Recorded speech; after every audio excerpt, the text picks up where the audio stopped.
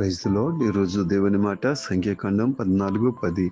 ప్రత్యక్షపు గుడారములో యెహోవా మహిమ ఇశ్రాయేలీయులకందరికీ కనబడెను. ప్రభునందు ప్రియులారా, మోషే ద్వారా దేవుడు ఒక ప్రత్యక్షపు గుడారాన్ని నిర్మించమని చెప్పాడు.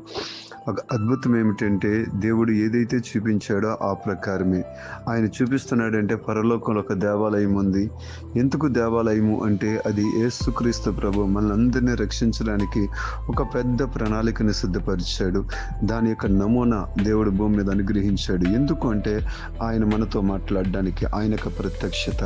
దేవాతి దేవుడు ఇశ్రాయేలీయులకు మొట్టమొదట అవకాశాన్ని ఇచ్చాడు. ఈ రోజున మన అందరిని కూడా ఆయన ప్రేమించి ఆ యొక్క అవకాశాన్ని మనకు కూడా అనుగ్రహిస్తూ ఉన్నాడు. ప్రపంచం అంతా కూడా రక్షించబడాలనేది దేవుని యొక్క ఉద్దేశమై ఉన్నది. అందుకనే ప్రత్యక్షత, దేవుని యొక్క మహిమను మనం చూడాలి.